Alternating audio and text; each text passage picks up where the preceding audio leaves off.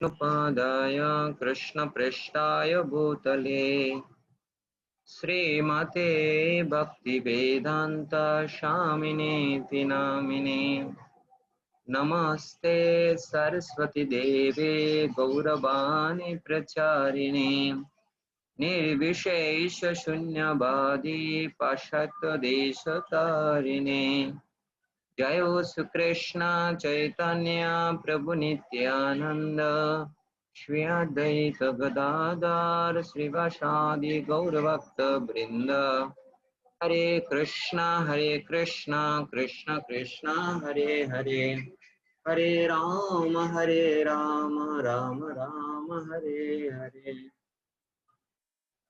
हरे कृष्ण। আজকে art of parenting এর ক্লাসে সবাইকে স্বাগত জানাচ্ছি। আজকে আমাদের ভাগবতম থেকে একটা অত্যন্ত সুন্দর একটা উপাখ্যান আমরা আজকে চর্চা করব। নাম হচ্ছে চিত্রকেতু। হ্যাঁ, তো এই চিত্রকেতু হচ্ছে ভগবানের মহান একজন ভক্ত। তো আজকে আমরা চেষ্টা করব ধারাবাহিকভাবে, এটা যদিও 2-3 সপ্তাহ লাগবে চিত্রকেতুর এই কাহিনীটা শেষ করতে। আশা করি আমরা অনেক কিছু শিখতে পারবো এই চরিত্র থেকে।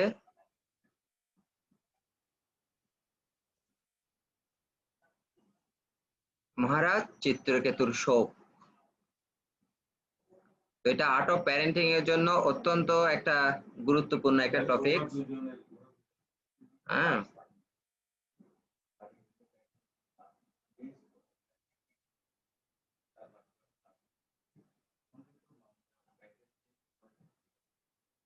হরে কৃষ্ণ।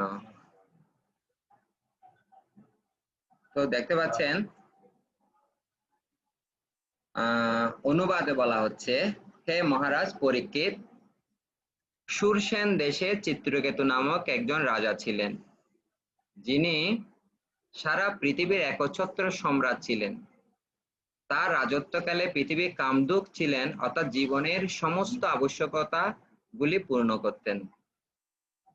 তো আমরা বুঝতে পারছি যে মহারাজ চিত্রকেতু শুধু ভারতবর্ষ নয়, সারা পৃথিবী একচ্ছত্র, মানে একাই সমস্ত পৃথিবী শাসন করতেন, এবং তার রাজত্বকাল এতভাবে সুন্দরভাবে পরিচালিত হতো, সমস্ত যা যা লাগবে সবকিছু উনি প্রাপ্ত হতেন। তো পরবর্তী শ্লোকে বলছে, এই চিত্রকেতু 1 কোটি পত্নী ছিলেন। কত? 1 কোটি। তো বর্তমান সময়ে এটা শুনতে কেমন কেমন লাগবে, 1 কোটি পত্নী হতে পারে কিনা। তিনি সন্তান উৎপাদনে সমর্থ হলেও তাদের থেকে তিনি একটি সন্তানও লাভ করতে পারেননি। দৈব যুগে তারা সকলে বন্ধা ছিল। তো বিশেষ করে গৃহস্থ আশ্রমের মেইন উদ্দেশ্য হচ্ছে, ফোকাস হচ্ছে যে এক কৃষ্ণ ভক্ত সন্তান লাভ করা। তো যেহেতু চিত্রকেতু মহারাজ উনি সন্তান লাভ করতে পারেনি, একটা দুইটা এভাবে করে 1 কোটি পত্নী উনি গ্রহণ করেছেন, যেটা আমল পুরাণ শ্রীমদ ভাগবতে বর্ণিত রয়েছে। সারা পৃথিবীর তখন ওনাদের ক্ষমতাটা তো সে ধরনেরই, বর্তমান কলিযুগে সেটা অকল্পনীয়, কল্পনাও করা যায় না। 1 কোটি বন্দা পত্নীর প্রতি চিত্রকেতু রূপবান, উদার এবং তরুণ ছিলেন। তার অতি উচ্চকুলে জন্ম হয়েছিল, তিনি পূর্ণ শিক্ষা প্রাপ্ত হয়েছিলেন এবং তিনি ঐশ্বর্যবান ছিলেন। কিন্তু এই সমস্ত গুণে গুণান্বিত হওয়া সত্ত্বেও কোনো পুত্র না থাকায় তিনি অত্যন্ত চিন্তিত ছিলেন। তো দেখেন, প্রত্যেকের জীবনে সবকিছু সব সময় সমানভাবে পাওয়া যায় না, সবার কিছু না কিছু ঘাটতি সব সময়ের জন্যই থাকবে। তো আমরা এখানে চিত্রকেতু মহারাজের জীবন থেকে আমরা দেখতে পাচ্ছি যে ওনার জীবনের সবচেয়ে বড় ধরনের একটা কি যে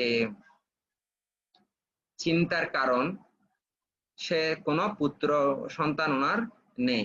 যদিও উনি রূপবান, উদার, তরুণ, উচ্চকুলে ওনার জন্ম হয়েছে, পুরো শিক্ষা আছে, পুরো সাগর পৃথিবী উনি শাসন করছেন এবং সমস্ত বৈষ্ণবীয় গুণাবলীর দ্বারা গুণান্বিত, তবুও একটা মনের মধ্যে ওনার কি দুঃখ, সেটা হচ্ছে ওনার সন্তান নেই। তো আমাদের ভগবত ভক্তিতে যে এই শ্লোকটা, এই কনক্লুশনে, এই উপসংহারে আসা অত্যন্ত কঠিন, যে ন ধনং ন জনং ন সুন্দরীং কবিতাং বা জগদীশ কাময়ে। আমরা হয়তো প্রার্থনা করতে পারি সকাল সন্ধ্যা, প্রতিদিন সকাল আমরা প্রার্থনা করি, কিন্তু এই পয়েন্টটাতে আসা এটা এত সহজ নয়। আমাদের হৃদয়ে কোনো না কোনো বিষয়ে, কোনো না কোনো ব্যক্তি, কোনো না কোনো বস্তুর উপর সবসময় একটা আকর্ষণ থাকে। যখন সে ধরনের আকর্ষণ থাকে, তখন স্বাভাবিকভাবে আমরা ভগবানের কথা, আমাদের গুরুদেবের কথা, সাধু গুরু বৈষ্ণবদের কথা তখন আমরা সঠিকভাবে আমরা তখন গ্রহণ করতে পারি, রিসিভ করতে পারি না।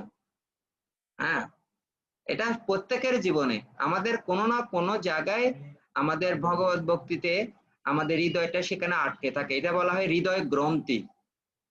হ্যাঁ, তো আমরা আজকে এই চরিত্র থেকে দেখবো সেই জিনিসগুলো। তো এখানে তাৎপর্য শিলা প্রভুপাদ লিখেছেন, আমি তাৎপর্যগুলো এত সুইট, এত সুন্দর শিলা প্রভুপাদের, সেজন্য তাৎপর্যগুলো যদি আমরা শুনি তাহলে সেখান থেকে আমরা সুন্দর সুন্দর সিদ্ধান্ত প্রাপ্ত হব। সেজন্য আমার কাছে মনে হয় অন্য অনেক কথা বলা আছে, এই শিলা প্রভুপাদের তাৎপর্যগুলো আমাদের জীবনে খুবই গুরুত্বপূর্ণ। দেখেন, মনে হয় মহারাজ চিত্রগুপ্ত প্রথমে এক পত্নী বিবাহ করেছিলেন, কিন্তু তার কোনো সন্তান না হওয়ায় তিনি দ্বিতীয়, তৃতীয়, চতুর্থ এইভাবে বহু পত্নী বিবাহ করেছিলেন, কিন্তু তাদের কারোই সন্তান হয়নি। জন্ম, ঐশ্বর্য, শ্রুতশ্রী আদি জড়সম্পদ থাকা সত্ত্বেও এবং অতগুলো পত্নী থাকলেও তিনি নিঃসন্তান হওয়ার ফলে অত্যন্ত দুঃখী ছিলেন। তার এই দুঃখ স্বাভাবিক ছিল। পত্নীর প্রাণী গ্রহণে নয়, সন্তান উৎপাদনে গৃহস্থ জীবনের প্রকৃত উদ্দেশ্য। দেখেন, এখানে শিলা প্রভুপাদ একটা খুব সুন্দর একটা কথা বলছেন, যে পত্নীর প্রাণী বিবাহ করাটা মূল উদ্দেশ্য না, উদ্দেশ্য হচ্ছে কি সন্তান উৎপাদনে গৃহস্থ জীবনের প্রকৃত উদ্দেশ্য। চাণক্য পণ্ডিত বলেছেন, পুত্রহীনং গৃহং শূন্যম। গৃহস্থ যদি পুত্র না থাকে তাহলে তার গৃহ মরুভূমি সদৃশ। পুত্র না থাকায় মহারাজ চিত্রকেতু অবশ্যই অত্যন্ত অসুখী ছিলেন, এবং তাই তাকে এত পত্নী বিবাহ করতে হয়েছিল।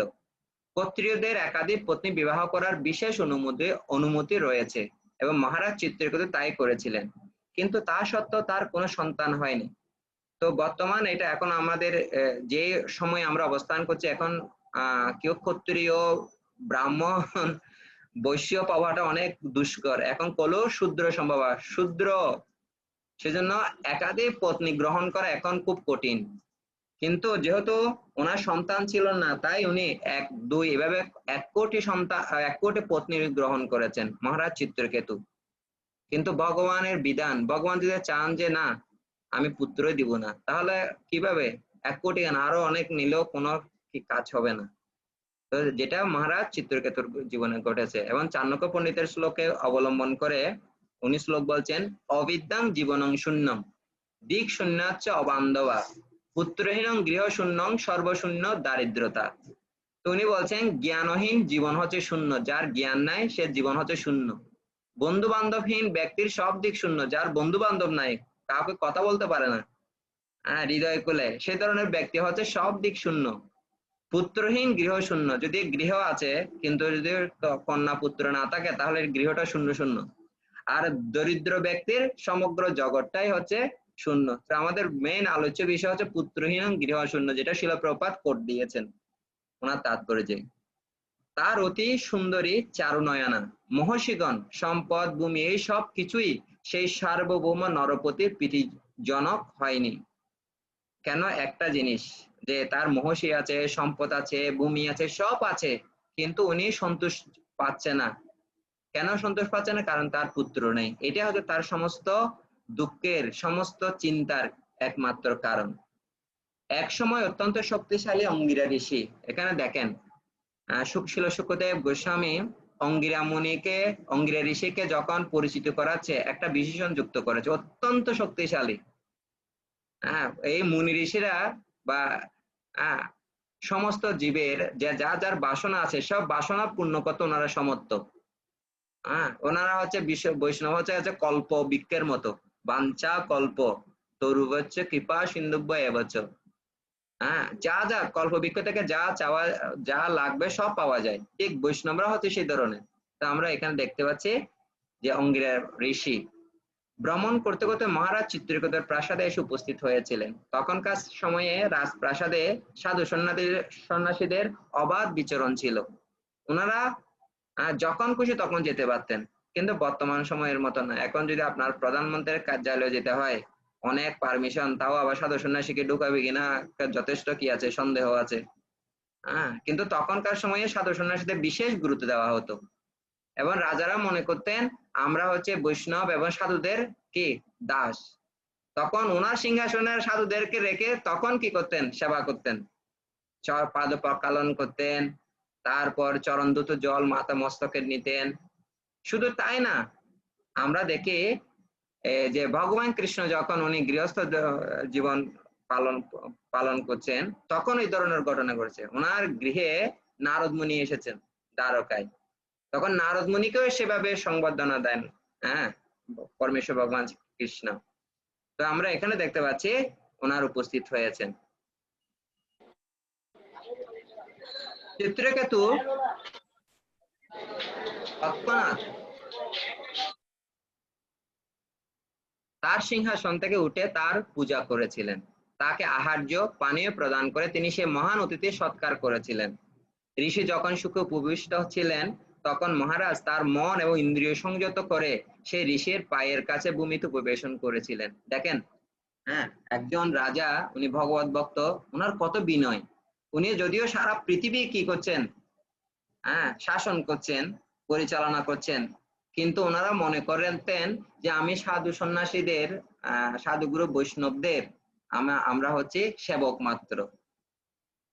সেটা দেখা যাচ্ছে আসন থেকে উঠে তার পূজা করলেন, এবং তাকে আহার্য দিলেন, পানীয় দিলেন, অতিথি সৎকার করা যা যা দরকার তা দিলেন, এবং মন এবং ইন্দ্রিয়গুলো সংযত করে মুনি যেখানে অঙ্গিরা ঋষি যেখানে বসেছেন তার পায়ের পাশে বসে বসে উপবেশন করেছেন এই চিত্রকেতু মহারাজ। হে মহারাজ পরীক্ষিত, চিত্রকেতু যখন বিনয়বনত ভাবে মহর্ষি শ্রী পাদপদ্মের পাশে মাটিতে বসেছিলেন, তখন ঋষি অঙ্গিরা তাকে তার বিনয় এবং আতিথেয়তার জন্য অভিনন্দন জানিয়ে তাকে এই কথাগুলি বলেছিলেন। যখন কোনো বাড়িতে বা গৃহে অতিথি আসবেন, তখন তাকে স্বাগত জানানো। যদিও এখন ইসকন কালচার অনুসারে পাদধূত করার কোনো কি নাই, বিধান নেই। অতীতে কিন্তু সেটা হতো। এখনো অনেক এলাকা আছে যেখানে বৈষ্ণব কালচার আছে, আপনাকে অন্তপক্ষে একটা কি পীরের মতো কিছু দিবে, এখানে দাঁড়াতে হবে, ওখানে পানি ঢেলে দিবে, পাদপক্ষ, তারপর কি দিবে, রুমাল দিবে যাতে মোছার জন্য, তারপর আহার্য পানীয় দান করবে। তো যখন উনি বসছেন, এবার বিনীতভাবে ইন্দ্রিয়গুলো সংযত করেছে, মন সংযত করেছে, এবার কিছু শোনার জন্য চাইছেন, তখন এই কথাগুলো বলছেন অঙ্গিরা ঋষি। তো এটা আমাদের জন্য একটা খুব গুরুত্বপূর্ণ শিক্ষা। যখন সাধু মুনি, সাধুগুরু বৈষ্ণবদের আমরা সংস্পর্শে আসব, তখন আমরা একটা জিনিস মাথায় রাখতে হবে, ওনাদের থেকে, ওনারা আমাদের কাছে কিছু নিবেদন, কিছু আমাদেরকে জ্ঞান দেওয়ার জন্য বা কিছু আধ্যাত্মিক তত্ত্ব আমাদেরকে প্রদান করার জন্য আসেন। যখন দেখে যে ক্ষেত্রটা সেই ধরনের না, তখন তারা সেই জিনিসগুলো দেন না। তো এখানে দেখেন, প্রথমে ক্ষেত্রটা আমি যেখানে বীজ বপন করব, সেই স্থানটা ঠিক আছে কিনা অঙ্গিরা ঋষি যাচাই করছেন। কিভাবে?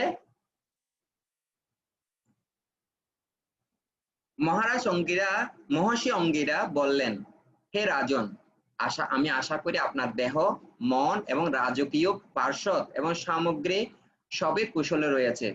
প্রকৃতি 7টি তত্ত্ব, মহৎ তত্ত্ব, অহংকার এবং পঞ্চতন্মাত্র যখন যথাযথভাবে থাকে, তখন জড় তত্ত্বের মধ্যে জীব সুখী থাকে। এই 7টি তত্ত্ব ব্যতীত জীবের অস্তিত্ব থাকতে পারে না। তেমনি রাজাও সর্বদা 7টি তত্ত্বের দ্বারা রক্ষিত। তার উপদেষ্টা, অর্থাৎ আপনি যে রাজ্য পরিচালনা করছেন, আপনার যে উপদেষ্টা, গুরু বা তার স্বামী, আপনার গুরু নিশ্চয়ই আপনার উপর খুব প্রসন্ন। আর তার মন্ত্রীবর্গ, আপনার মন্ত্রীবর্গ যারা আছে, রাজ্য, দুর্গ, কোষ, যেখানে টাকা পয়সা থাকে, রাজকোষ, দণ্ড এবং মিত্র। হে মহারাজ চিত্রকেতু, আমি দেখতে পাচ্ছি যে তোমার মন প্রসন্ন নয়, কারণ একটা ইংলিশে একটা শব্দ আছে, মাইন্ড ইজ দ্য ইন্ডেক্স, কি বলে, face is the index of mind. হ্যাঁ, যে আমাদের যে মুখমণ্ডল হচ্ছে মনের আয়না, মনের মধ্যে যা আছে সেটা মুখ মানে কি চেহারার মধ্যে ফুটে ওঠে। তো অঙ্গিরা এসে ওনাকে দেখার সাথে সাথে বুঝতে পেরেছেন যে আপনার মনটা কি নয়, হ্যাঁ, প্রসন্ন নয়, তোমার মনোবাসনা পূর্ণ হয়নি বলে মনে হচ্ছে। তা কি তোমার নিজের থেকে হয়েছে না অন্য কারো কারণ হয়েছে? তোমার বিবর্ণ মুখমণ্ডলে তোমার গভীর দুশ্চিন্তা প্রতিফলিত হয়েছে। তো এটা থেকে একটা শিক্ষা হচ্ছে আমাদের জীবনে, যখন আমরা সাধু গুরু বৈষ্ণবদের বিশেষ করে গুরুদেবের সম্মুখে যখন আমরা উপনীত হব, তখন যেন টেনশন গভীর কে দুশ্চিন্তা যেন মাথায় নিয়ে যেন গুরুদেবের সম্মুখে না আসি। হ্যাঁ, অন্তপক্ষে কিছুক্ষণের জন্য হলো এগুলো একদিকে ফেলে দিয়ে অন্তত অত্যন্ত প্রসন্ন হওয়া গুরু মহারাজের সামনে। হ্যাঁ, একবার আমার মনে আছে ব্যাস পূজা আমি গিয়েছিলাম মায়াপুরে। সেখানে গুরু মহারাজ বলছিলেন যে তোমার গুরুদেব তোমার সাথে আছে, তোমার অপ্রসন্ন হবার কি কি আছে? হ্যাঁ, গুরু মহারাজদের সামনে আমি যাই, তাহলে এটা আমার জীবনের জন্য সবচেয়ে সৌভাগ্যের বিষয়।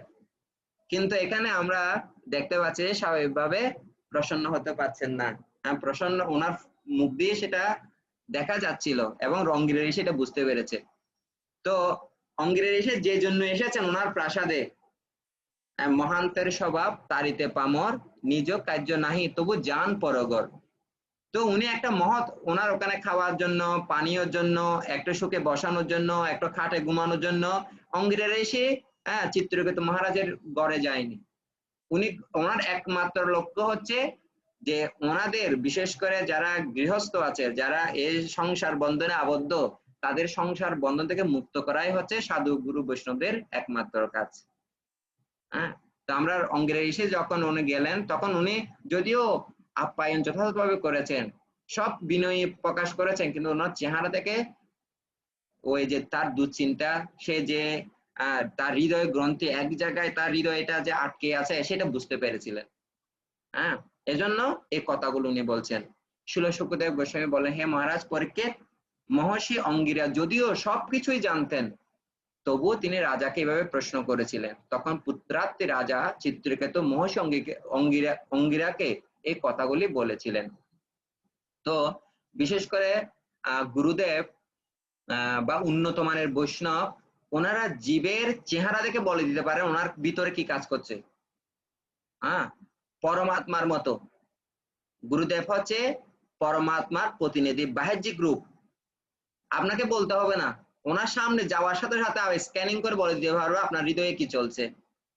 তো যদিও উনি জানতেন, তথাপি উনি একটু টকা দিলেন কাকে? চিত্রকেতুকে, দেখি ওনার কি কি বের হয়।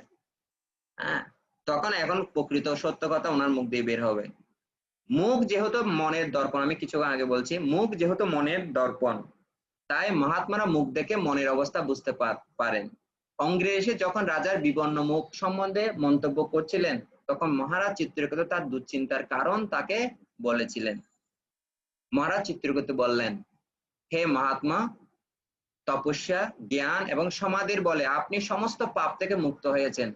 তাই আপনার মতো একজন সিদ্ধ যোগী আমার মতো একজন বদ্ধজীবের অন্তরের এবং বাহিরের সব কথা জানেন। দেখেন, অঙ্গিরা এসে অলরেডি জানতেন, এটা শুকদেব গোস্বামী উনি স্বীকার করেছেন, বলছেন। কিন্তু এখন চিত্রকেতু মহারাজ উনিও একজন যেহেতু রাজসী, রাজা হলো ঋষির মতো, এবং রাজা হওয়ার আগে ওনার ব্রহ্মচর্য লাইফে গুরুকুলে ওনার সময় ব্যয় করেছেন, সেখানে সবকিছু জানছেন। তো উনি বুঝতে পেরেছেন উনি হচ্ছেন একজন সমস্ত পাপ থেকে মুক্ত অঙ্গিরা ঋষি এবং একজন সিদ্ধ যোগী, এবং অন্তর এবং বাহির ওনার কাছে লুকানোর মতো কিছু নাই, সব উনি জানেন। তো হে মহাত্মা, আপনি যদি সবকিছু জানেন তবুও আপনি আমার দুশ্চিন্তার কারণ জিজ্ঞাসা করেছেন, তাই আপনার আদেশ অনুসারে আমি তার কারণ বিশ্লেষণ করছি। আপনি জানেন, তবে যেহেতু বলছেন তাই আমি বলছি। সেজন্য আমরা যখন আমাদের গুরু মহারাজের কাছে কখনো যখন আসব, গুরু মহারাজ সব জানেন, কিন্তু আপনাকে চাইতে হবে। বিশেষ করে দীক্ষার সময় আপনারা লক্ষ্য রাখছেন কিনা আমি জানি না, অসুস্থকালীন সময়ে গুরু মহারাজ যখন মালাটা আপনি টানবেন, গুরু মহারাজ একদিকে টানবেন, আপনাকে টানতে হবে। হ্যাঁ, গুরু মহারাজকে বলতে হবে যে গুরু মহারাজ আমি দীক্ষা নিতে চাই, প্লিজ আমাকে কি দীক্ষা দিন, আপনার শিষ্য হিসাবে বরণ করুন আমাকে, এই ধরনের বলতে হয়।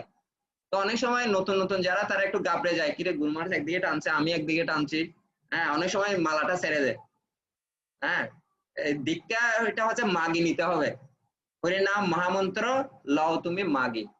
তো সাধুগুরু বৈষ্ণবের কাছে আসলে, হ্যাঁ আমি এই জন্য ওনাদের, বিশেষ করে সাধু গুরু বৈষ্ণবেরা ওনাদের একটা টাইটেল দেওয়া হয় মহারাজ। মহারাজ কেন আবার ওনাদের? ওনারা কোন রাজার কে, কোন রাজ্যের রাজা? ওনারা হচ্ছে এমন রাজ্যের রাজা যার কে অনেক সম্পদ আছে, শস্যকরা পৃথিবীর রাজা হলো, তার থেকে ওনাদের রাজত্ব, ওনারা যে রাজা সেটার স্থানটা অনেক অধিক। কেন? ওনারা ওনাদের ইন্দ্রিয়ের উপর প্রভুত্ব করার ক্ষমতা আছে, কিন্তু আমাদের মতো যারা বদ্ধজীব আমরা, আমাদের ইন্দ্রিয়গুলোকে নিয়ন্ত্রণ করার মতো আমাদের কি নাই, আমাদের ক্ষমতা নেই। হ্যাঁ, এই জন্য যে সারা পৃথিবী শাসন করার জন্য রূপ গোস্বামী একটা মানে সুন্দর একটা পদ্ধতি দিয়েছেন, কিভাবে বাচ বেগম, মনস বেগম, ক্রোধ বেগম, জিব্বা বেগম, উদর উপস্থ বেগম, এতানো বেগানো য বিশেষত ধীর সর্বাং প্রিমাম পৃথিবী শশিষ্যার। হ্যাঁ, বিশেষ করে কিছু লাগবে না, 6টা ব্যাগ যারা দমন করতে পারেন তারা সারা পৃথিবী কি করতে পারবেন, দমন করতে পারেন, সে রূপ গোস্বামী পাদ বলেছেন। তো সেজন্য ওনাদেরকে মহারাজ বলা হয়। হ্যাঁ, কারণ ওনারা ইন্দ্রিয়গুলোকে নিজের বশে রাখতে পারেন। হ্যাঁ, তো সেজন্য এখানে দেখেন, সেজন্য ওনাদেরকে কি বলা হয়, মহারাজ বলা হয়। হ্যাঁ, হে মহাত্মন, আপনি যদিও জানেন, সবকিছু জানেন, কিন্তু আমার তবু আপনি আমার দুশ্চিন্তার কারণ জিজ্ঞাসা করেছেন। সেজন্য আমাদের এখানে আরেকটা লেসন হচ্ছে, যখন আমরা গুরু সাধু বৈষ্ণবদের সম্মুখে যাব, অন্তপক্ষে আমাদের হৃদয়ের যেটা ভাব, হৃদয়ের যেটা ব্যথা, সেটা যেন আমরা অন্তরে ব্যক্ত করি, আশীর্বাদ কামনা করি। গুরু মহারাজ আমাকে একটু কৃপা করবেন, আমি যেন ভালোভাবে কৃষ্ণ ভক্তি করতে পারি, আমি ভালোভাবে জপ করতে পারি।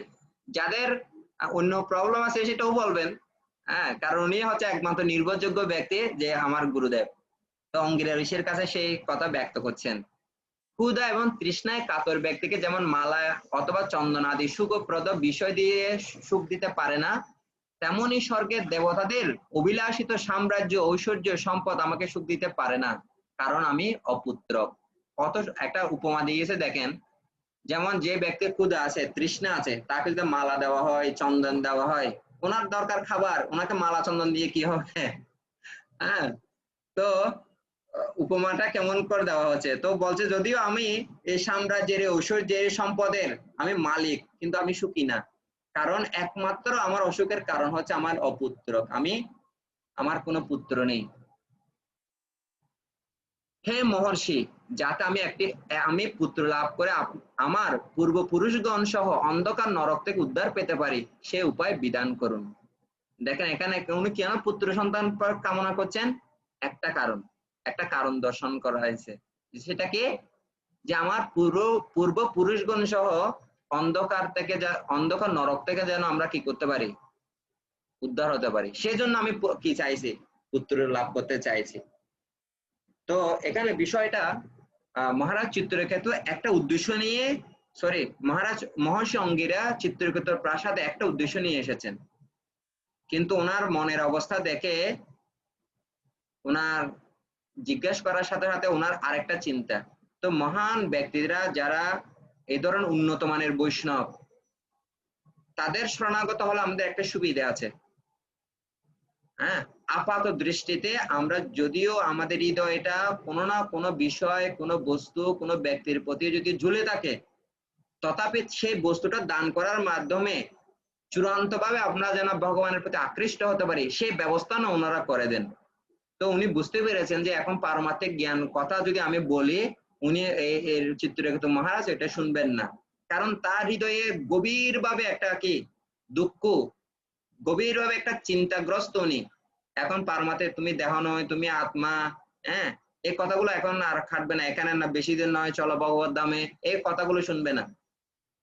স্বাভাবিকভাবে যখন আমরা নতুন কাউকে প্রচার করতে যাই, তখন যখন এই কথাগুলো, তখন এত বেশি গুরুত্ব সহকারে গ্রহণ করে না, কারণ তাদের অনেক কিছু চাওয়া পাওয়ার, অনেক কিছু স্বপ্ন রয়েছে। এই স্বপ্নগুলোর সম্পর্কে কিছু তো বলতে হবে, কিছু তো অন্তপক্ষে বর দিতে হবে, তারপরে না তারা গ্রহণ করবে। তো মহর্ষি অঙ্গিরা সেটা খুব ভালোভাবে জানতেন, যে এই লোকটাকে আমি যদি এখন প্রচার করি যে দেহ নয় আত্মা, আমাদের এখানে করে তারা টাকা ঠিক হবে না, আমাদের ভগবত ধামে ফিরে যেতে হবে, এই কথাগুলো উনি রিসিভ করবে না, গ্রহণ করবে না। তার জন্য উনি এমন একটা ব্যবস্থা করবেন। তো বৈদিক সভ্যতায় মানুষ পুত্র উৎপাদনের জন্য শিল প্রভুপাদ তাৎপর্য বলছেন, বৈদিক সভ্যতায় মানুষ পুত্র উৎপাদনের জন্য বিবাহ করেন, কারণ পুত্র পিণ্ড দান করে তার পিতৃপুরুষদের উদ্ধার করেন। মহারাজ চিত্রকেতু পুত্র লাভের বাসনা করেছিলেন যাতে তার পিতৃপুরুষেরা অন্ধকার নরক থেকে উদ্ধার পেতে পারেন। শুধু তার জন্যই নয়, তার পূর্বপুরুষগণ পরলোকে কে পিণ্ড দান করবে সেই জন্য তিনি চিন্তিত ছিলেন। তাই তিনি অঙ্গিরা ঋষিকে অনুরোধ করেছিলেন যাতে তিনি এমন কিছু করেন যার ফলে তিনি একটি পুত্র সন্তান লাভ করতে পারেন। তো এখানে আরেকটা বিষয় হচ্ছে, উনি পুত্র সন্তান লাভ করতে চাইছেন পিতৃপুরুষদেরকে নরক থেকে উদ্ধার করার জন্য। তো এটা আমাদের একটা জেনে রাখতে হবে, যারা কৃষ্ণ ভক্ত হয় তাদের এই অন্ধকার নরক থেকে বাঁচার জন্য, পরিত্রাণ পাওয়ার জন্য আলাদা কোনো চিন্তা করতে হবে না। সে গৃহস্থ হোক, সে ব্রহ্মচারী হোক, সে সন্ন্যাসী হোক, সে বানবাসী যে হোক না কেন, কৃষ্ণ ভক্তি অনুশীলন করার মাত্রই, হ্যাঁ, ভাগবতমে তো বিভিন্ন জায়গায় বিভিন্ন কিছু বলছে, অন্তপক্ষে 14 পুরুষ কি হতে পারে, উদ্ধার হয়ে পেয়ে যেতে পারে। আলাদাভাবে কোনো প্রসেসের কোনো কি নাই, আবশ্যকতা নেই। কৃষ্ণ ভক্তি করার মাধ্যমে, হ্যাঁ, তারা শত সহস্র পূর্বপুরুষকে কি করতে পারেন, উদ্ধার করতে পারেন। হ্যাঁ, তো এখানে শিলা প্রপাত দেখেন, একজন গৃহস্থের কর্তব্য হচ্ছে অন্তত পুত্র সন্তান লাভ করা। কেন লাভ করা? টাকা রোজগার করার জন্য না, না আমি অনেক বৃদ্ধ হয়ে যাব, তারপর আমার পুত্র সন্তান অনেক টাকা দিবে, আমি পায়ের উপর পা দুলে, হ্যাঁ, বসবো, আরাম করব, তখন পুত্ররা আমাকে সেই টাকা পয়সা দিবে, এই জন্য পুত্র সন্তান চাইছে না। হ্যাঁ, পুত্র সন্তান চাওয়ার অর্থটা হচ্ছে এই যে নরক থেকে উদ্ধার পাওয়ার জন্য, যাতে পিণ্ড দান করতে পারেন ওনারা পিতৃপুরুষদের উদ্দেশ্যে। হ্যাঁ, আমরা পরবর্তী দেখবো, শিল শুকদেব গোস্বামী বললেন, মহারাজ চিত্রকেতুর অনুরোধে ব্রহ্মার মানস পুত্র অঙ্গিরা ঋষি তার প্রতি কৃপা পরবশ হয়েছিলেন। যেহেতু তিনি ছিলেন একজন মহাশক্তিশালী ব্যক্তি, তাই তিনি ত্রষ্টার উদ্দেশ্যে পায়স নিবেদন করে এক যজ্ঞ করছিলেন। তো এখানে কি অঙ্গিরা ঋষির পরিচয় দিচ্ছে, উনি কে? উনি হচ্ছে ব্রহ্মার মানস পুত্র, মন থেকে উৎপন্ন হয়েছে। ব্রহ্মা প্রথমে কি বিভিন্ন শরীরে বিভিন্ন অঙ্গ থেকে তৈরি করেন, যেটা তৃতীয় স্কন্ধে আছে, আপনি পড়লে পাবেন। তো ওখান থেকে তৈরি হয়ে কি সৃষ্টি হয়েছে মহর্ষি অঙ্গিরা। তো উনি অনেক শক্তিশালী, মহাশক্তিশালী বলা হচ্ছে। তো উনি এটা চিত্রকেতু একটা সামান্য কিছু চাইছে, এটা মুহূর্তের মধ্যে কি ওনার আবেদন, ওনার দুশ্চিন্তা দূর করতে পারেন। শিল প্রপাত এক জায়গায় তাৎপর্য লিখেছেন যে তোমার যতগুলো কি বাধা বিপত্তি, অনেক সংকট বলে মনে হচ্ছে, আমি এক লাথিতে সবগুলো কি করে দিতে পারি, সব দূর করে দিতে পারি, যদি তুমি আমার কথা শুনো। শিল প্রপাত বলছেন, যদি তুমি আমার কথা শোনো, তোমার সমস্ত বাধা বিপত্তি এক লাথিতে আমি সব কি করে দিতে পারি, দূর করে দিতে পারি। তো এটাই হচ্ছে মেইন বিষয়, যে আমরা যদি সাধু গুরু বৈষ্ণবে আনুগত্যে এবং তাদের কথা মতো আমাদের জীবন চলে, আমাদের দুঃখগুলো কিছুই না। হ্যাঁ,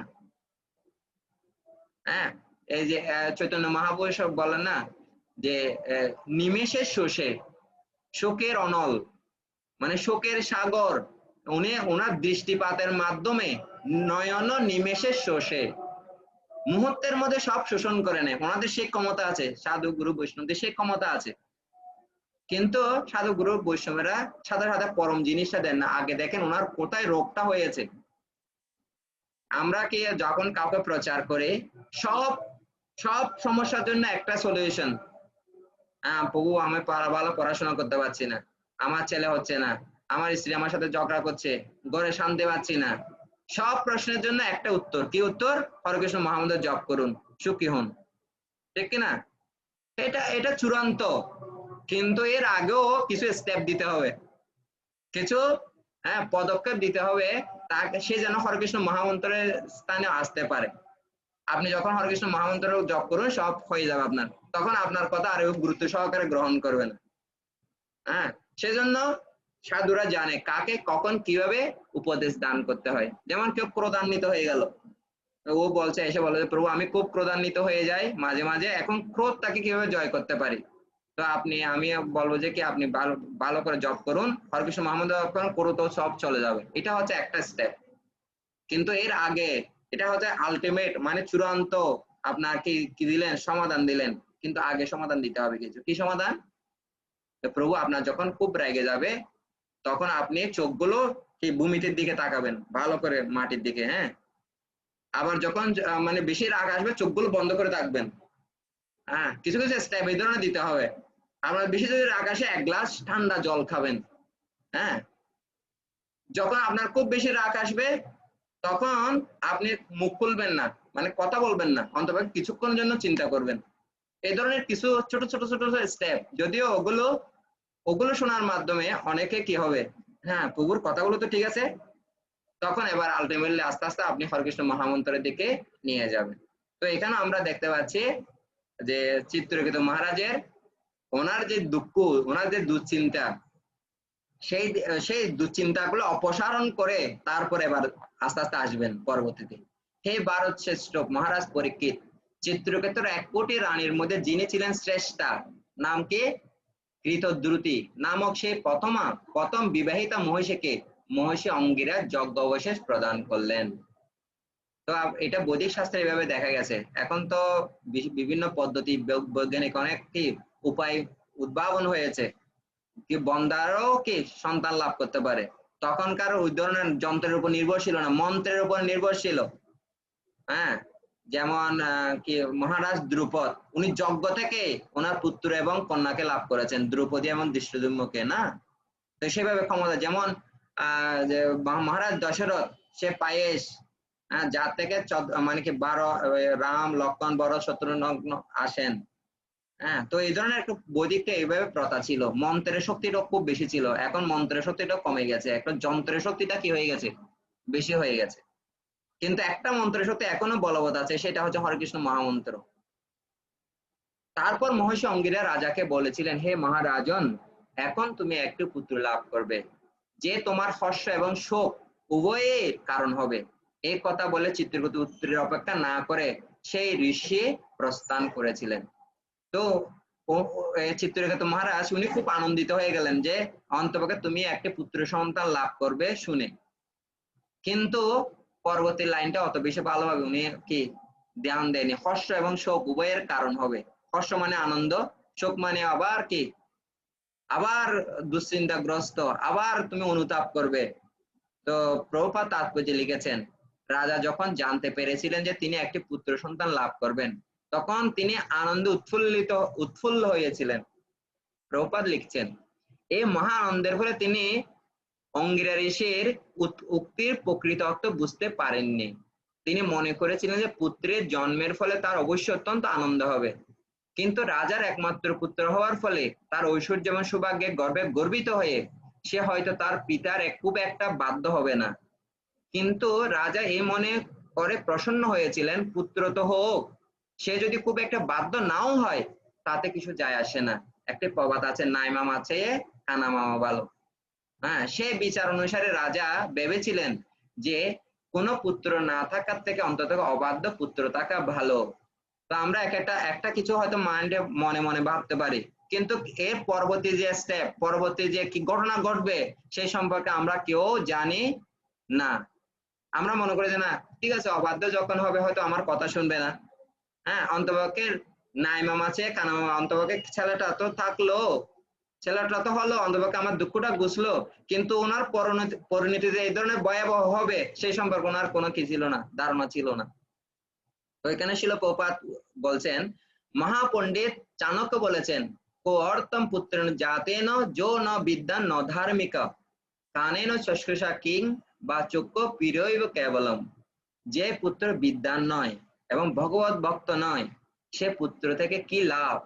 সে পুত্র অন্ধ চক্ষুর মতো কেবল দুঃখ কষ্টই দেয়। কিন্তু তা সত্ত্বেও জড়জগৎটি এমনই কলুষিত যে মানুষ পুত্র কামনা করে, তা সে পুত্রের যত নিষ্কর্ম হোক না কেন। রাজার চিত্রকেতু উপাখ্যান এই সেই মনোভাবের প্রতীক। হ্যাঁ, তো এখানে কি চাইছে শিল প্রপাত চাণক্য পণ্ডিতের শ্লোককে কোট দিয়ে কি চাইছেন, যে আমাদের এমন পুত্র থাকা দরকার যে ভগবত ভক্ত হবে।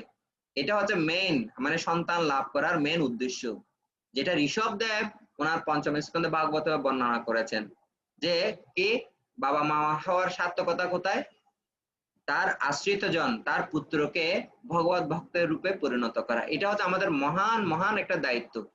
আমাদের যে সন্তান তাদের যদি আমরা ভগবত ভক্ত রূপে গড়ে তুলতে পারি, সেটা আমাদের গৃহস্থ জীবনের একটা বড় ধরনের একটা সাফল্য।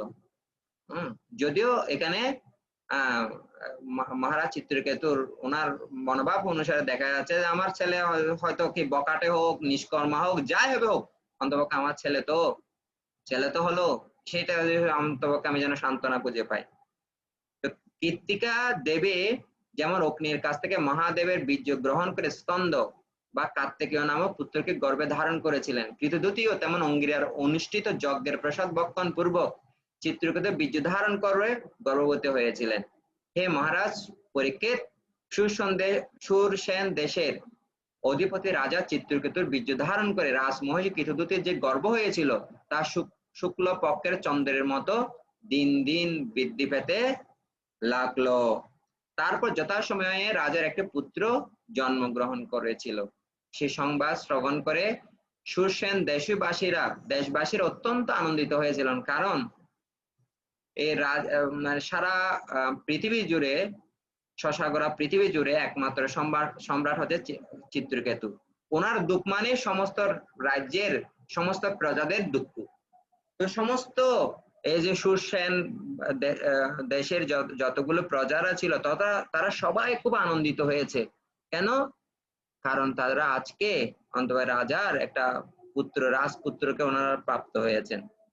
মহারাজ চিত্রকেতু সেই সংবাদ শ্রবণ অত্যন্ত আনন্দিত হয়েছিলেন এবং স্নান করে শুচি হয়ে অলঙ্কার ধারণ পূর্বক বেদজ্ঞ ব্রাহ্মণদের দ্বারা কুমারের আশীর্বাদ বাণী পাঠ এবং জাতকর্ম সম্পন্ন করিয়েছিলেন। রাজা সেই অনুষ্ঠানে যোগদানকারী ব্রাহ্মণদের কি দিয়েছিলেন? স্বর্ণ, রজত, বসন, অলঙ্কার, গ্রাম, অশ্ব, হস্তি প্রভৃতি এবং 60 কোটি গাভী দান করেছিলেন। কত কোটি? 60 কোটি, 60। যেভাবে যখন বসুদেবের কারাগারে বন্দী ছিল, যখন কৃষ্ণ যখন সেখানে আবির্ভূত হলো, তখন বসুদেব মনে মনে এই ধরনের গাভী দান করেছিল। তো 60 কোটি মনে কি চিন্তা করে দেখেন। নন্দ মহারাজের নবলক্ষ ছিল, তখনকার সম্পদ ছিল যে কি, বিশেষ করে এখনকার সম্পদ হচ্ছে কি প্লাস্টিকের জিনিসগুলো। আমাদের সব মেইন সম্পদ হচ্ছে প্লাস্টিকের জিনিস গড়ে। তখনকার মেইন সম্পদ ছিল গাভী, ভূমি, স্বর্ণ, এই সমস্ত গুলো হলো সবচেয়ে মূল্যবান সম্পদ। কাগজের তখন টাকা ছিল না। মেঘ যেভাবে অকাতরে জল বর্ষণ করে, মহামতি রাজাও সেইভাবে কুমারের যশ, ধন ও আয়ু বৃদ্ধির জন্য সকলকে তাদের অভিলাষিত বস্তু দান করেছিলেন। তো ভালো যখন কাজ হয়, ভালো মানে আনন্দ আসে জীবনে, তখন অকাতরে দান করার একটা বিধান কি আছে, যেটা মহারাজ চিত্রকেতু উনি করছেন। তো বিশেষ করে এখন কার্তিক মাস, দামোদর মাস, এখন হচ্ছে খুব কি, যা করবেন শত সহস্র গুণ কি হবে, ফল দান করবে। বিশেষ করে আমাদের গুরু মহারাজকে এখন অনেকে ভাগবত দান করছেন, গীতা দান করছেন, তারপর গুরু মহারাজের হেলথের জন্য কেউ কি হেল্প করছেন, এভাবে অনেক ব্যক্তি কিন্তু সহায়তা করছেন গুরুদেবকে। বিশেষ করে এর আগে ছিল পুরুষোত্তম মাস, এখন চলছে যে দামোদর মাস। তো সেটা হচ্ছে মহা সৌভাগ্য। দরিদ্র ব্যক্তি যেমন কষ্টলব্ধ ধনের প্রতি দিন দিন স্নেহ বর্ধিত হয়, তেমনি মহারাজ চিত্রকেতু বহু কষ্টে সে পুত্র লাভ করার ফলে তার প্রতি তার স্নেহ দিন দিন বর্ধিত হতে লাগলো। তো এখানে একটা কি বিশেষ একটা রাজা বা পরিবারের প্রধান, ওনার হৃদয়ে স্নেহ কোনো ব্যক্তি কোনো পুত্রের প্রতি থাকতে পারে, কিন্তু ওটা বেশি দেখাতে গেলে কিন্তু অনেক কি আছে, সমস্যা আছে। তো এখানে আমাদের চিত্রকেতুর জীবন থেকে আমাকে শিখতে হবে। যেহেতু ওনার 1 কোটি পত্নী ছিল, সবার প্রতি সমদৃষ্টি, সবার প্রতি সময় দেওয়া, সেটা তার জীবনে হচ্ছিল না, করতে পারছেন না উনি। কারণ ওনার সমস্ত জ্ঞান, চিন্তা, চেতনা শুধু ওই পুত্রকে নিয়ে। আর যেহেতু পুত্র সন্তান দান করেছে কৃতদূতির প্রতি, তো এখন পরবর্তী দেখা যাবে পিতার মতো মাতা কৃতদূতির পুত্রের প্রতি অত্যাধিক স্নেহ ক্রমশ বর্ধিত হয়েছিল। কৃতদূতের সন্তান দর্শন করে তার সপত্নীদের পুত্র কামনায় পরিতাপ উপস্থিত হয়েছিল। তো সাধারণত যে 1 কোটি পত্নী তাদের একমাত্র আশা, তাদের একমাত্র আশ্রয়স্থল হচ্ছে তার স্বামী, অর্থাৎ এই চিত্রকেতু। কিন্তু ওনার এত বেশি অবহেলিত অনুভব করছেন যে ওনারা ফিল করছেন যে এটা ইংলিশে বলে ইনসিকিউরিটি, হ্যাঁ, যে হীনমন্যতায় ভোগা, যে উনি হয়তো পুত্র সন্তান দান করতে পারলো, রাজা ওনাকে বেশি ভালোবাসতেছে, আর আমরা সন্তান দিতে পারি নাই বলে আমরা আজকে কি এত কষ্ট পাচ্ছি, আমাদেরকে অবজ্ঞা করা হচ্ছে। তো তখন তারাও চাইছিলেন যে না আমরাও কি পুত্র সন্তান লাভ করব, কিন্তু চাইলে তো হবে না, বিধির বিধানকে নিজের ইচ্ছার বলে তো সবকিছু কি চেঞ্জ করা যায় না, পরিবর্তন করা যায় না। পুত্রের লালন পালন করতে করতে পুত্রবতী ভার্যা কৃতদূতের প্রতি চিত্রকেতুর প্রীতিও যেমন বর্ধিত হয়েছিল, তেমনি তার অন্যান্য পত্নী যাদের পুত্র ছিল না তাদের প্রতিও তার প্রীতি ক্রমশ হ্রাস পেয়েছিল। তো একজন রাষ্ট্রপ্রধান, একটা পরিবার প্রধান, একটা সমাজের প্রধান, তো ওনাকে অনেক কিছু বিবেচনা করতে হয়। স্নেহ ভালোবাসা থাকলে কোনো বিশেষ ব্যক্তির প্রতি সেটা লুকিয়ে রাখতে হয়, সেটা যদি মানে কি জেনে যায়, হ্যাঁ, তাহলে ওই যে প্রীতি এবং স্নেহ যেটার প্রতি আছে সেটা অন্যকে নষ্ট করে দিতে পারে, হ্যাঁ, যেটা আমরা পরবর্তীতে ঘটনাগুলো দেখব। অন্য মহিষীরা পুত্রহীনা হওয়ার ফলে অত্যন্ত অসুখী হয়েছিলেন। রাজা তাদের প্রতি উপেক্ষা করার ফলে তার ঈর্ষায় নিজেদের ধিক্কার দিতে দিতে অনুতাপ করেছিলেন। দেখেন, প্রথমত যে অসুখী হওয়া, যে আমরা পুত্র সন্তান লাভ করছি না, কিন্তু এটা কনভার্ট হয়ে যাচ্ছে, মানে আবার পরিবর্তন হয়ে যাচ্ছে কিসের প্রতি, হ্যাঁ, এই যে অসুখী হওয়ার যে প্রবণতা সেটা পরিবর্তিত হয় যে ঈর্ষার প্রতি, হ্যাঁ, এবং সেটার জন্য তারা বলতে শুরু করলেন পুত্রহীন স্ত্রীকে তার গৃহে তার প্রতি অনাদর করে এবং শপথ নিয়ে তাকে দাসীর মতো অসম্মান করে, সেই প্রকার স্ত্রী তার পাপের জন্য সর্বতোভাবে নিন্দনীয়। তো চাণক্য পণ্ডিত বলছেন, খুব সুন্দর শ্লোক দিচ্ছেন শিলা প্রপাত তাৎপর্যে, মাতা যস্য গৃহে নাস্তি বাজ্যা চ প্রিয় বাদিনী অরণ্য তেন গন্তব্য যথা অরণ্য তথা গৃহম। যে ব্যক্তি গৃহে মাতা নেই, মা নাই গৃহে যার সংসার অরণ্য তার, দেখিলে মায়ের মুখ চলে যায় সব দুঃখ। তো যে গৃহে মা নেই, হ্যাঁ, আর যার স্ত্রী মধুর বাসিনী নয়, কথায় কথায় তর্ক করে, ঝগড়া করে, তার উচিত হচ্ছে বনে চলে যাওয়া, কারণ তার পক্ষে গৃহ এবং বন সমান। দুইটা একটা কথা বলছে কি, যে গৃহে মা নাই, হ্যাঁ, মা থাকলে তো সব আছে, এই জন্য একটা প্রবাদ বললাম, গৃহে মা নাই গৃহে যার সংসার অরণ্য তার, অরণ্য মানে বন, দেখিলে মায়ের মুখ চলে যায় সব দুঃখ। তো মা হচ্ছে এই পৃথিবীর ভগবানের দেওয়া, এই ভৌতিক জগতের সর্বশ্রেষ্ঠ কি দান। ভগবানের যে করুণা, ভগবানের যে মমতা, সেটা এই ভৌতিক জগতে মায়ের মাধ্যমে প্রথম প্রকাশিত হয়। আমরা সবাই যত বয়স হোক না কেন, মায়ের প্রতি যে স্নেহ, মায়ের প্রতি যে ভালোবাসা, মায়ের প্রতি যে শ্রদ্ধা, এটা কখনো কি হবে, নষ্ট হবে না। হ্যাঁ, এটা হচ্ছে ভগবান যে আমাদের স্নেহ করেন, আমরা যে ভগবানের স্নেহ করার দরকার, সেটা সহস্র গুণের, সহস্র না কোটি কোটি গুণের এক গুণ মাত্র। তাহলে মায়ের মধ্যে যদি এত বেশি স্নেহ থাকে, মায়ের প্রতি আমাদের এত বেশি শ্রদ্ধা থাকে, তাহলে ভগবানের প্রতি কত থাকা দরকার, আর ভগবান আমাদের প্রতি কত স্নেহ আছে ওনার হৃদয়ে, আর উনি কত কষ্ট পাচ্ছেন, ব্যথা পাচ্ছেন আমাদেরকে না দেখতে পেরে, আমরা ওনার বিমুখ হয়ে থাকার ফলে। তো এই কথা এখানে বলা হয়। তেমনি যে রমণী পুত্র নেই, যার প্রতি তার অনাদর করে, যার শপথ নিয়ে তার প্রতি দাসীর মতো ব্যবহার করে, তাকে উপেক্ষা করে, তার পক্ষে গৃহে থাকার থেকে বনে যাওয়াই শ্রেয়। দাসীরা নিরন্তর স্বামীর পরিচর্যা করে, স্বামীর কাছ থেকে সম্মান পায়। দাসীরাদের তো কোনো ডিমান্ড থাকে না, কোনো চাহিদা থাকে না যে আমি আমার প্রভুকে সেবা করছি, ওনাতে কিছু লাভ করবো, এমন না।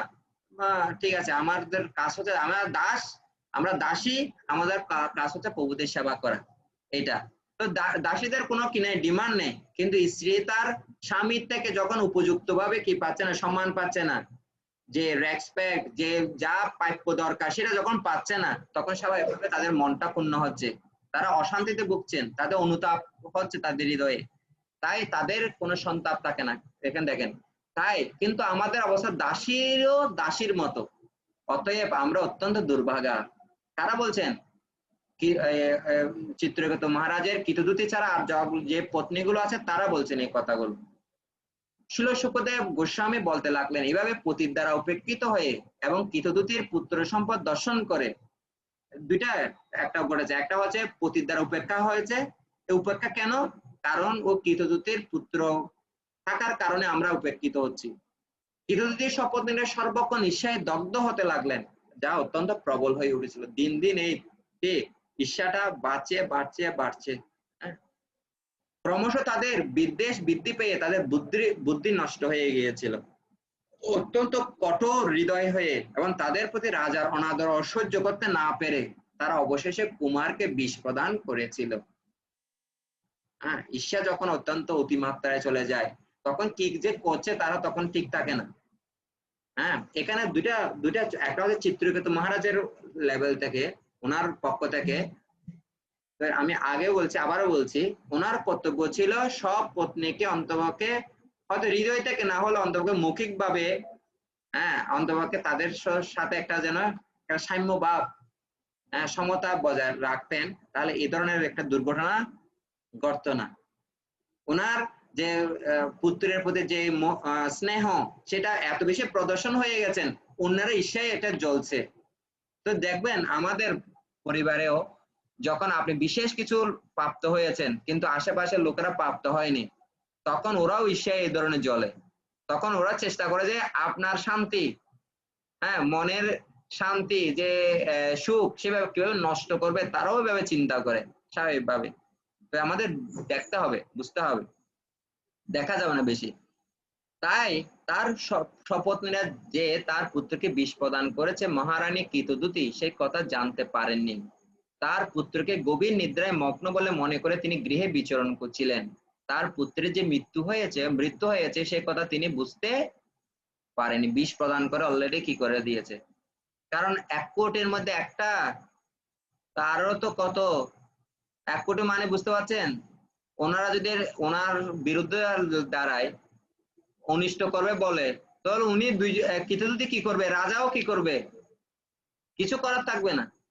তো তাই ঘটেছে, বিষ প্রদান করে শেষ, এবং পুত্র শেষ। বহুক্ষণ ধরে নির্ধারিত আছে বলে মনে করে অত্যন্ত বুদ্ধিমতী মহারানী কৃতদূতীর ধাত্রীকে আদেশ দিয়েছিলেন, হে বদ্রে, আমার পুত্রকে আমার কাছে নিয়ে আসো। ধাত্রী শায়িত বালকের কাছে গিয়ে দেখলো যে তার চক্ষু উদ্যোগত হয়ে আছে, তার দেহে জীবনের লক্ষণ নেই এবং তার ইন্দ্রিয়গুলি স্তব্ধ হয়ে গেছে। তখন সে বুঝতে পারে শিশুটির মৃত্যু হয়েছে। তাই দেখে, হায়, আমার সর্বনাশ হয়েছে, এই বলে আর্তনাদ করে সে ভূমিতে নিপতিত হয়েছিল।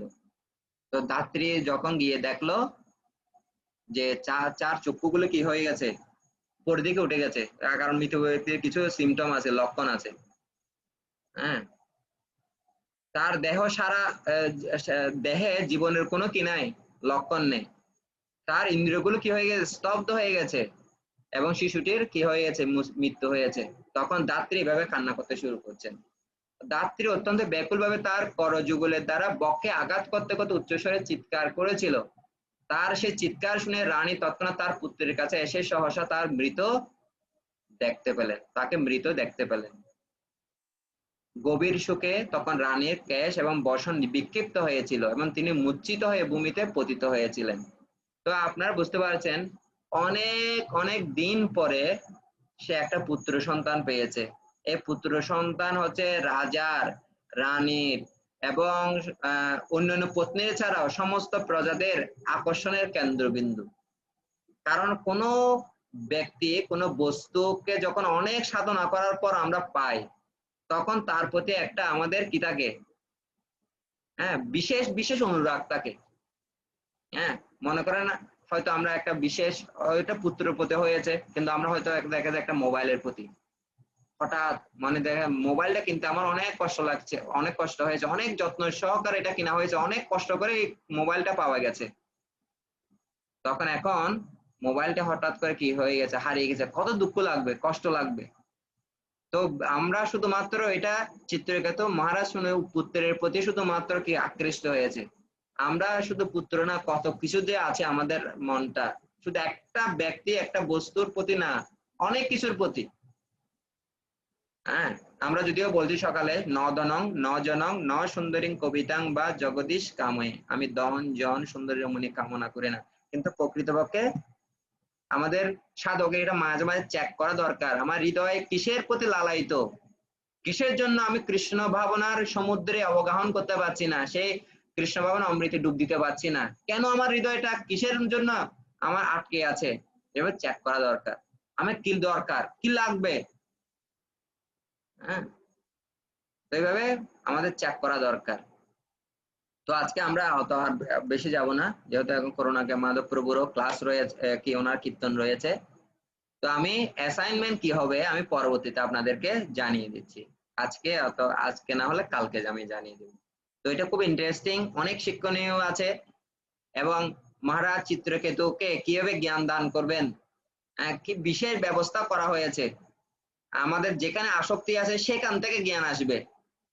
হ্যাঁ, তো আমাদের বিশেষ ভগবান আমাদের এমন এক পরিস্থিতির মধ্যে ফেলে, হ্যাঁ, ওই পরিস্থিতি থেকে আমাদের এমন সুন্দর লেসন দেয়, এমন সুন্দর শিক্ষা দেয়, যদি আমরা গ্রহণ করার মানসিকতা থাকে। হ্যাঁ, তো আমাদের ভক্ত হিসাবে আমাদের এতগুলো চরিত্র, এতগুলো বিভিন্ন অ্যাঙ্গেল থেকে আমাদের শিক্ষা দেওয়া হচ্ছে ভাগবতমে, চৈতন্য চরিতামৃতে, ভগবত গীতায়, যাতে আমরা ধন জন সুন্দরী রমণী মা লাভ পূজা প্রতিষ্ঠা অন্য কিছুর দাবমান না হয়ে যেন আমরা কৃষ্ণের প্রতি যেন আমরা আকৃষ্ট হই। হ্যাঁ, এখানে ন জনং ন জন ন সুন্দরী, এখানে দেখেন কি জনং, আমার পুত্র লাগবে, আমার অনুগামী লাগবে, হ্যাঁ, সেটার প্রতি আকৃষ্ট হয়ে যায়, তার জন্য এত দুঃখ। হ্যাঁ, তো সেটাও আমাদের জীবনে সবার অন্তপক্ষে ব্যক্তিগত জীবনে সে ধরনের উপলব্ধি আসে। তো আমার অ্যাসাইনমেন্ট কি হবে, কি করতে হবে আপনাদের আমি পরে জানাচ্ছি। হরে কৃষ্ণ, ধন্যবাদ, প্রণাম সকলকে। কারো কোনো প্রশ্ন থাকে করতে পারেন, 2-1 মিনিট।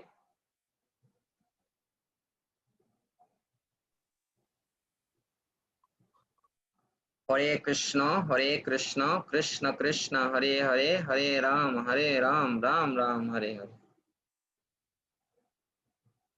আমাদের পতিত পাবন প্রভুর আছে।